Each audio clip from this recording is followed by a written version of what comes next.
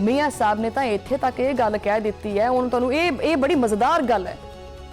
ਮੀਆਂ ਨਵਾਜ਼ ਸ਼ਰੀਫ ਸਾਹਿਬ ਨੇ ਇਹ ਚੀਜ਼ ਕਹਿ ਦਿੱਤੀ ਹੈ ਕਿ ਮੁਸਲਿਮ ਲੀਗ ਨੂਨ ਦੀ ਹਕੂਮਤ ਆਉਣ ਤੋਂ ਬਾਅਦ ਆਵਾਮ ਨੂੰ ਘਰ ਬੈਠੇ ਬਿਠਾਏ ਤਨਖਾਹ ਮਿਲੇਗੀ। ਇਹ ਮੈਨੂੰ ਪਤਾ ਤੁਹਾਨੂੰ ਗੱਲ ਬੜੀ ਮਜ਼ੇਦਾਰ ਲੱਗੀ ਹੈ, अच्छी लगी है, सुनने च भी मज़ा आया है ना। मियाँ नवाज शरीफ साहब ने आख्या है कि जी आवाम नूं घर बैठे बिठाए से तनख्वाह देवांगे।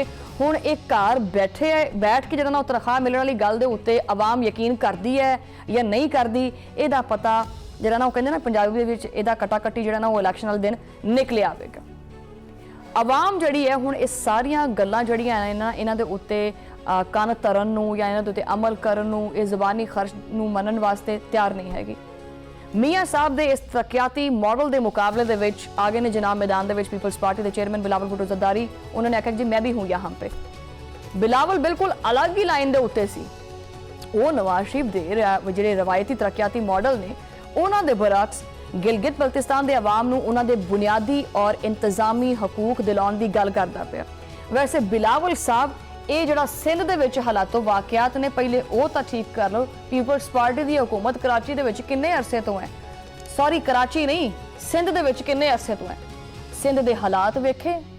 ਆ ਕਿਸੇ ਨੂੰ ਕਹਿ ਦੋ ਨਾ ਵੈਸੇ ਕਿ ਯਾਰ ਕਰਾਚੀ ਹੋ, ਨਾ ਨਾ ਨਾ ਕਰਾਚੀ ਨਾ ਜਾਣਾ ਯਾਰ, ਬੜਾ ਬੇੜਾ ਕਰਕੇ ਕਰਾਚੀ ਦਾ। ਲੇਕਿਨ ਇਹਦੇ ਮੁਕਾਬਲੇ ਦੇ ਵਿੱਚ ਲੱਖ ਤਨਕੀਦ ਸਹੀ ਪੰਜਾਬ ਹਕੂਮਤ ਦੇ ਉੱਤੇ, ਨੂਨ ਲੀਗ ਦੇ ਉੱਤੇ ਜਾਂ ਮਰੀਮ ਨਵਾਜ਼ ਦੇ ਉੱਤੇ ਲੱਖ ਤਨਕੀਦ ਰਹੀ। मैं पहले भी कहनी है कि जरूरी नहीं है कि मैं हर लिहाज नाल खुश होवां या आवाम खुश होवे, लेकिन वाकई लाहौर का पता चलता है कि पैसा लग्या होया है इत्थे, दसदा है पैसा कि मैं इत्थे लग्या वां।